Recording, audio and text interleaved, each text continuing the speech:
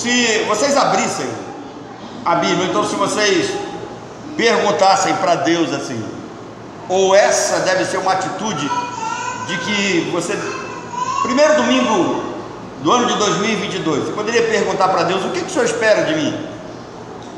Ou o que o Senhor espera do seu povo? O que Deus requer? O que Deus exige do seu povo? Então, esse texto é interessante, porque ele responde isso. Depois daquela afronta do bezerro de ouro, o povo vai lá, né? Depois de ter saído do Egito, eles confeccionaram o bezerro de ouro. Moisés está lá no monte com o Senhor, e depois daquela afronta do bezerro de ouro, Moisés quebrou as tábuas da lei, aquelas tábuas originais, as primeiras, que haviam sido escritas pelo dedo de Deus. E aí Deus vai, se revolta, né? Se ira com essa atitude, e naquele dia morreram em torno de 3.000 homens. Deus puniu o povo, e Moisés vai e intercede diante de Deus pelo povo. É muito interessante o que diz Êxodo 32, a força da intercessão de um líder. Moisés diz assim: ou o Senhor perdoa o pecado do povo, ou risca o meu nome do livro que o Senhor escreveu. Uma observação aqui: esse livro não é o livro da vida, esse livro aqui é o livro da história de Israel, tá? Tem outros livros que a Bíblia faz menção, mas esse aqui é o livro da história de Israel. E aí Moisés vai até Deus e diz: ou o Senhor perdoa o pecado do povo, ou o Senhor me risca do livro, me tira da história, eu não quero fazer parte dela. E Deus vai e perdoa o povo, e Moisés acaba confeccionando outras 2 tábuas da lei e dá ao povo num sinal de renovação da aliança. Então, confeccionaram o bezerro, eles pecaram, quebraram a aliança com Deus, ofenderam o Senhor puniu o povo, 3.000 morreram, e debaixo dessa punição, Deus manda Moisés confeccionar novas tábuas. Moisés entrega de novo essas tábuas ao povo, e ele entrega numa condição de renovação de aliança. A coisa estava tudo bem de novo, Deus havia perdoado e essa aliança havia sido restaurada. Entretanto, quando Moisés vai fazer isso diante do povo, Moisés, ele chama a atenção do povo e ele diz estas palavras aqui, e ele lembra o povo que quando Deus estabelece uma aliança com o seu povo, essa aliança ela tem direitos, mas ela também tem o que? Deveres. Qual é o nosso problema? Nós só gostamos dos direitos, nós não queremos arcar com os nossos deveres. Nós sempre queremos receber as bênçãos, mas nós não queremos pagar o preço. Então Deus deixa claro a Israel que Ele é o Senhor. O povo precisa entender isso, o povo de Deus precisa entender isso. Nós achamos que nós temos todos os direitos do mundo com relação à aliança com Deus. Nós agora somos salvos, fomos perdoados, podemos fazer qualquer coisa que Deus não liga, Deus passa a mão por cima, Deus, né, já fomos perdoados, está tudo tranquilo. Não é assim. Alguns que se dizem cristãos chegam ao ponto de fazer certas exigências diante de Deus, e Deus deixa claro: olha, eu sou o Senhor, e nessa aliança, nesse relacionamento, nós não estamos em pé de igualdade. Aprenda isso, nós não estamos em pé de igualdade. Se você pensa que está em pé de igualdade com Deus, você pode fazer aquilo que você bem entende, que você pode exigir aquilo que realmente você quer, você está enganado. Deus deixa claro: nesta aliança não há direitos iguais, todos os direitos pertencem ao Senhor.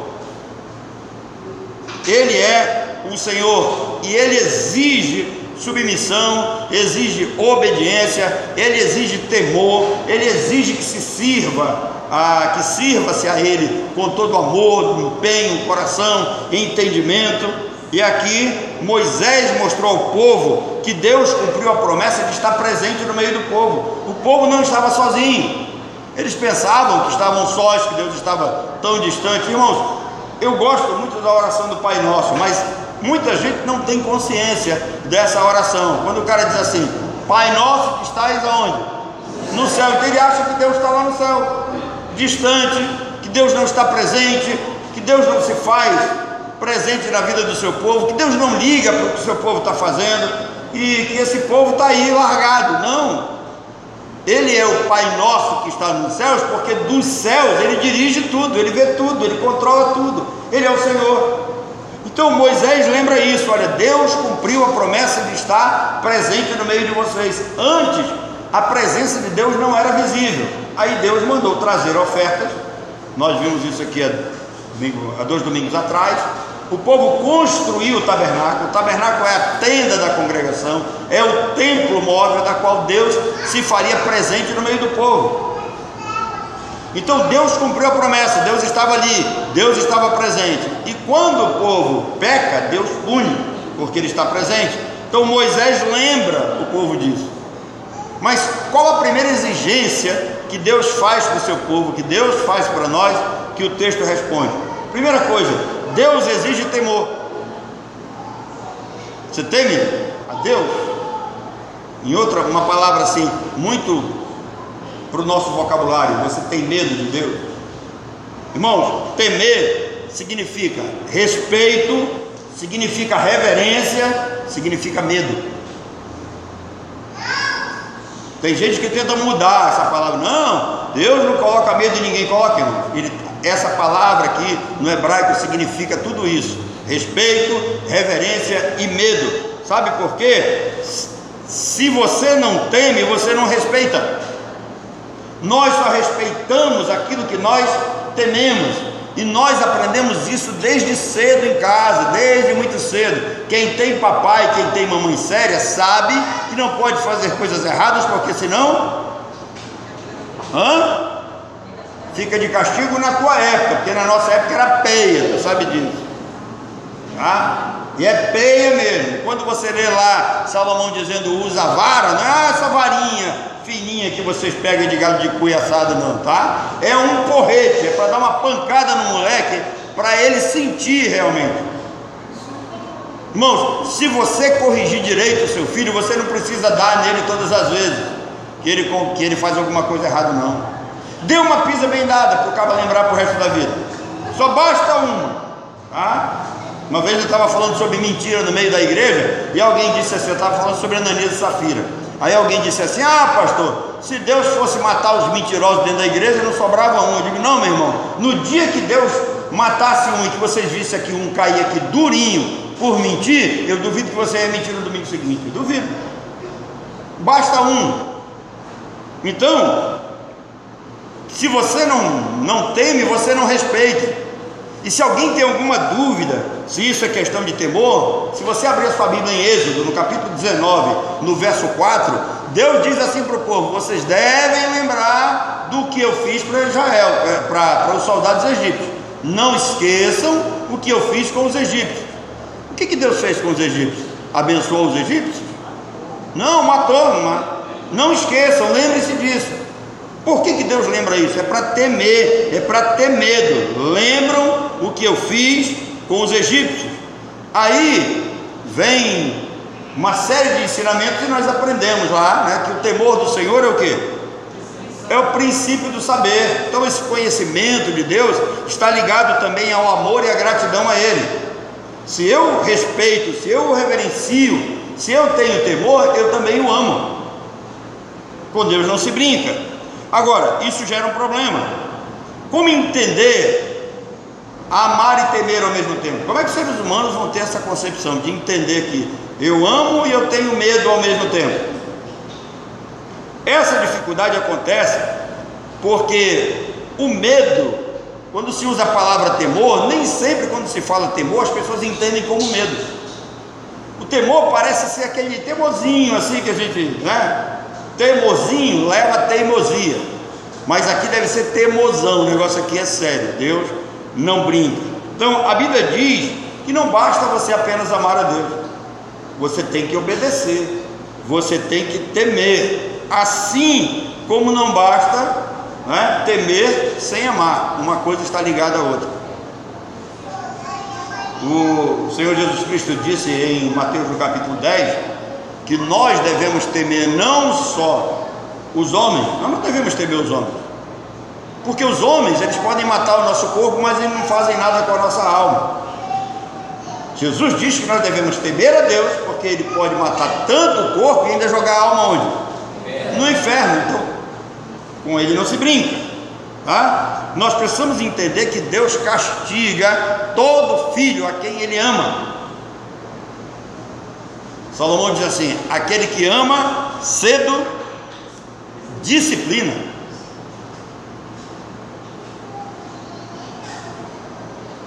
Estava lendo um relato de um rapaz que cometeu um crime feio nos Estados Unidos, e ele foi condenado à prisão perpétua, e antes de ser levado à cadeia, ele mandou chamar os seus pais, e quando ele foi dar um beijo na sua mãe de despedida, ele mordeu o rosto dela, e perguntaram por que ele fez tal coisa. Ele disse porque ela nunca tinha dito um não para ele, e ela nunca tinha corrigido. Esse menino não aprendeu, esse rapaz não aprendeu que na vida tudo há limite.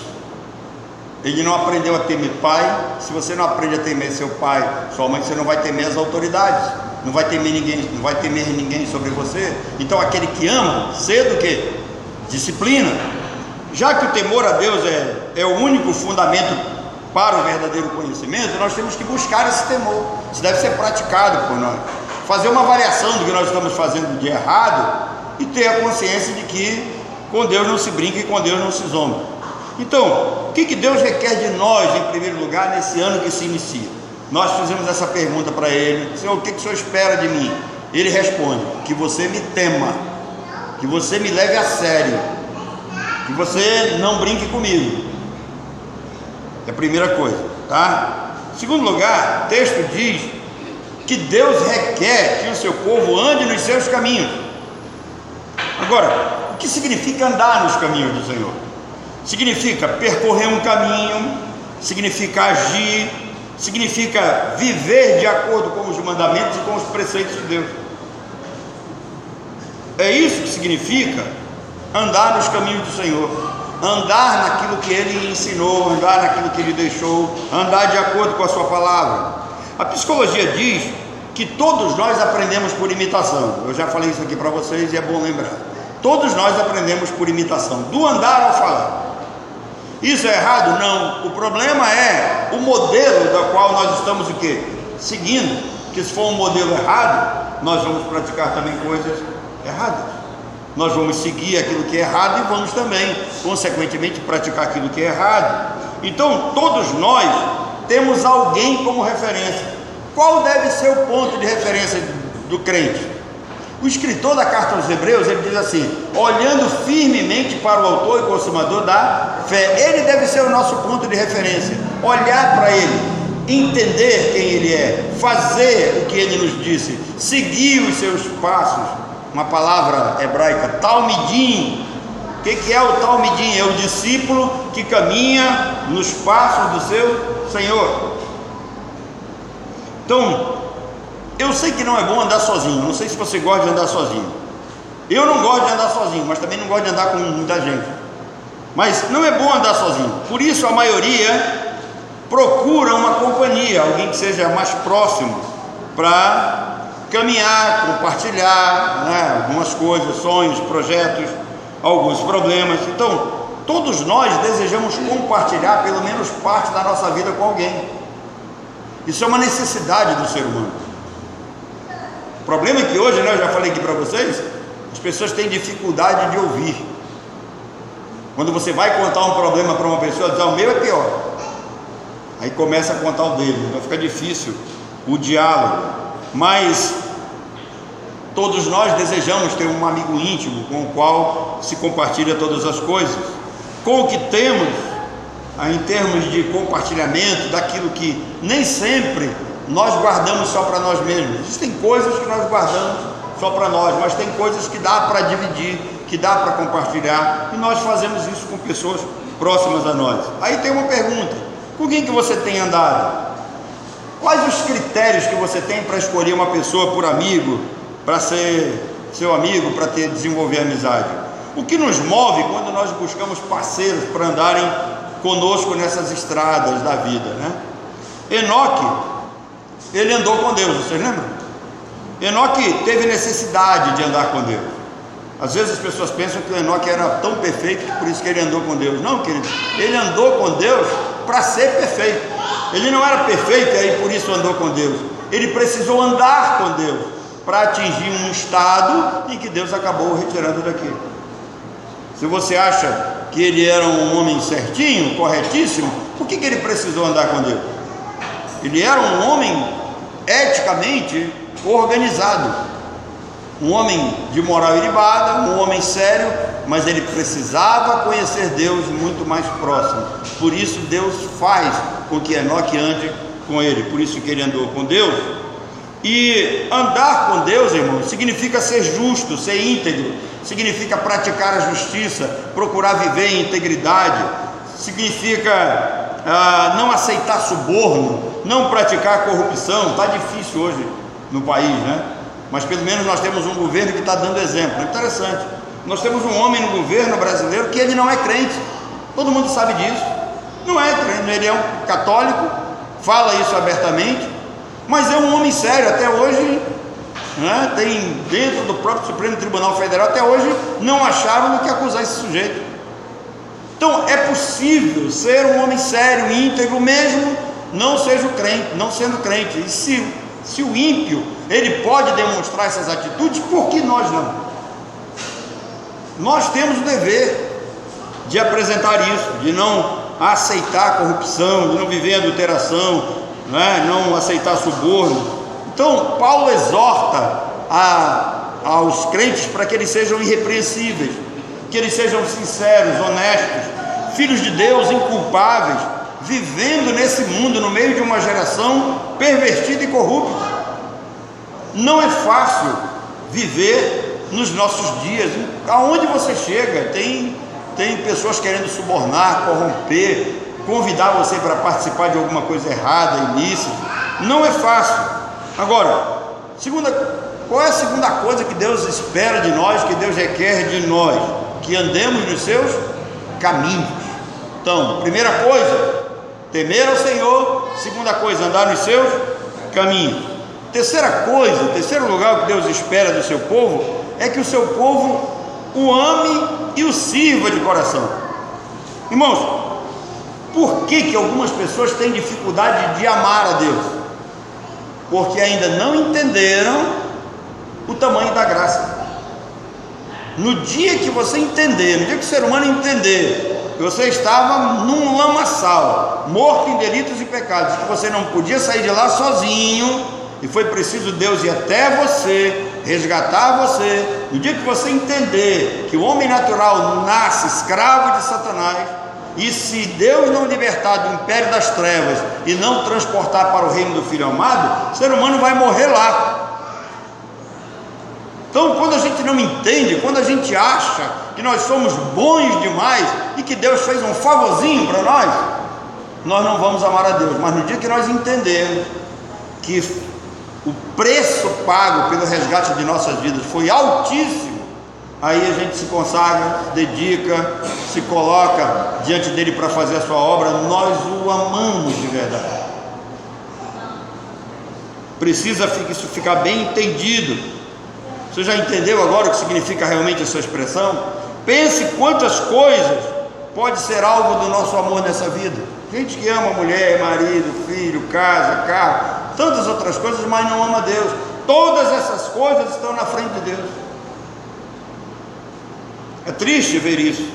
Tudo isso é importante, faz parte das nossas vidas, família, bens, as coisas em volta de nós, tá? Mas o que se requer de nós é que amemos a Deus sobre todas as coisas. Querido, tudo que você ama aqui, você vai receber lá em cima muito melhor e muito superior. O problema é que nós somos tão incrédulos que nós queremos tudo para cá, aqui e agora. Não entendemos o que a Bíblia nos diz, que nem olhos viram, nem ouvidos ouviram, que Deus tem preparado para aqueles que o amam, né? Então nada deveria tirar o primeiro lugar de Deus das nossas vidas. João 14,15 vai dizer para nós: se vocês me amam, vocês vão guardar os meus mandamentos, João 14, 21 a 24 diz duas coisas: aquele que tem os meus mandamentos e os guarda, esse é o que me ama. Se alguém me amar, guardará a minha palavra. Então, qual a primeira característica de quem ama Deus? Guarda a sua palavra, pratica os seus preceitos e os seus mandamentos. Existem muitas falácias no meio evangélico hoje, e uma delas, assim, que é muito grave, é a falsa ideia de que Deus não se importa se nós guardamos ou não os seus mandamentos. O que isso significa? Nós não estamos debaixo da lei para condenação nossa, mas nós estamos debaixo da lei moral para a prática nossa. Eu não vou ser mais condenado pela lei, mas mesmo assim eu não posso matar, eu não posso roubar, não posso adulterar, não posso uma série de coisas. Está lá. Dos 10 mandamentos, tem 9 no Novo Testamento. Só tem um mandamento dos 10 que não está no Novo Testamento, que é o 4º mandamento, que é o mandamento para guardar o sábado. Não existe. Se alguém mostrar um mandamento de se guardar o sábado no Novo Testamento, eu viro adventista. Não tem. Se você quiser tirar a dúvida, Atos 20, versículo 7, a igreja se reunia no domingo. 1 Coríntios 16, verso 2, no primeiro dia da semana. Qual é o primeiro dia da semana? Domingo. Paulo diz, né? Quando vocês se reunirem no primeiro dia da semana, faz logo a coleta aí, para que não se faça essa coleta no dia que eu for.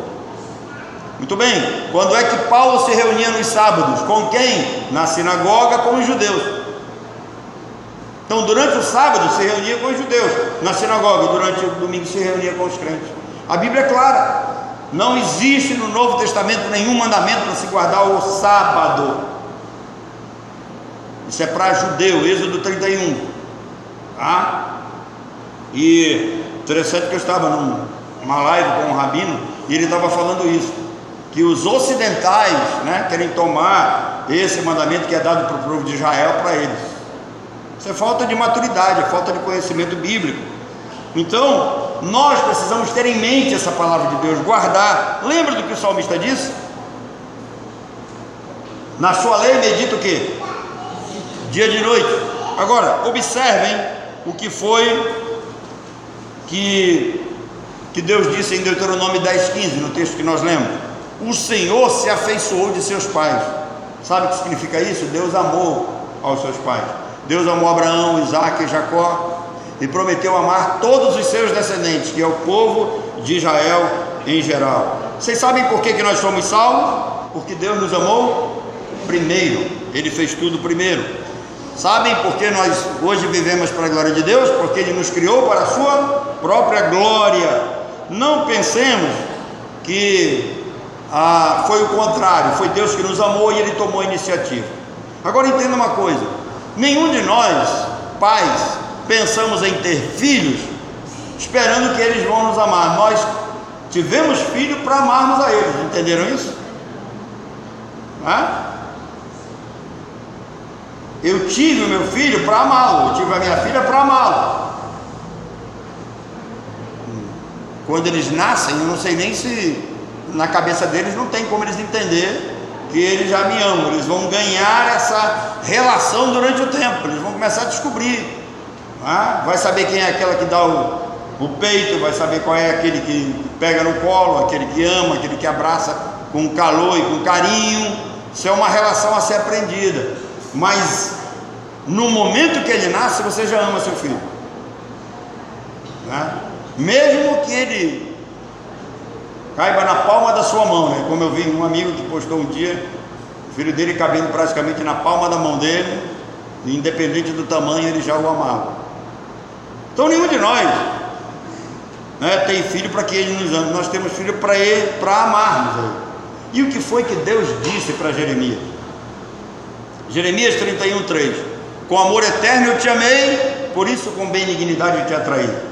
O que Deus está dizendo para Jeremias? Hoje você me serve, hoje você está do meu lado, porque fui eu que amei você e eu aproximei você de mim, eu atraí você, eu trouxe você para perto de mim. Não foi você, foi eu. Por isso que toda honra e toda glória da salvação deve ser dada a quem? A Deus. Deus não olhou mudou o nosso grosso modo de viver. Deus não olhou para aquilo que nós éramos, mas Ele olhou para aquilo que Ele ia fazer em cada um de nós. Entenda isso, Deus não olha para o que você é, Deus olha para aquilo que Ele vai fazer em você. Quando você saiu da lama, você estava sujinho lá, mas quando Deus tira você de lá, você já sai de lá limpo, já sai de lá lavado pelo sangue do Cordeiro. Ele perdoou todos os nossos pecados, Ele reparou todos os nossos erros, porque Ele nos ama, porque Ele nos amou primeiro. E se Ele nos amou primeiro, Ele espera que a nossa resposta seja uma resposta de fé, uma resposta de amor. Ele espera obediência, Ele espera serviço. Por que Deus exige tudo isso de nós? Deus não precisaria exigir essas coisas de nós, mas por que Ele faz? Irmãos, é para o nosso bem, é para a nossa felicidade.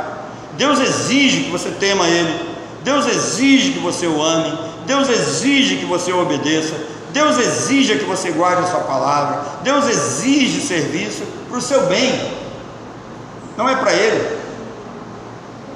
Deus tem um propósito para aqueles aos quais Ele ama. Todas as coisas cooperam para o bem daqueles que amam a Deus, daqueles que são chamados segundo o seu propósito. Esse versículo escrito pelo apóstolo Paulo, muitas vezes ele é interpretado de forma errada. Esse verso de Romanos capítulo 8 é uma síntese, é um resumo do capítulo. Então Paulo abre o capítulo 8 de Romanos dizendo que não existe mais nenhuma condenação para os verdadeiros crentes, para aqueles que estão em Cristo. E estes foram batizados, pelo Espírito Santo, foram selados, eles possuem a certeza de que são filhos de Deus.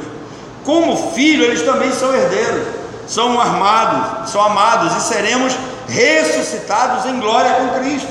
Isso é uma garantia. E aí, quando Paulo explica tudo isso, é que ele vem dizer para nós que todas as coisas cooperam para o bem daqueles que amam a Deus, porque Deus está trabalhando conosco. Deus nos escolheu, Deus nos predestinou, Deus nos amou, Deus nos perdoou, Deus nos selou e Deus nos guarda. Nenhum de nós vai ficar pelo meio do caminho. É para o bem daqueles que amam a Deus, não é para todas as pessoas, é para aqueles que amam a Deus, daqueles que são chamados segundo a sua vontade, segundo o seu propósito, é segundo o seu decreto, segundo aquilo que Deus decretou. Então, esse início de ano novo, 2022, Deus vai nos dar a oportunidade de crescer ainda mais, de crescer na graça e no conhecimento de nosso Senhor e Salvador Jesus Cristo. E as bênçãos, elas devem ser aproveitadas para o nosso bem. Agora, você lembra o que o texto diz? O que Deus espera de nós? Vamos lá? Temer ao Senhor, andar nos seus caminhos, amar e servir de coração e por último obedecer. Agora, queridos, tudo isso é para o nosso bem, tá? É o melhor que Deus tem para o seu povo em 2022. Comecei esse sermão perguntando: se você perguntasse para Deus, Senhor, o que o Senhor espera de mim em 2022? Ele responde: que você tema ao Senhor, que você ande nos seus caminhos, que você ame e sirva ao Senhor de todo o seu coração, que você o obedeça e entenda que isso é para o seu bem. Que Deus nos abençoe.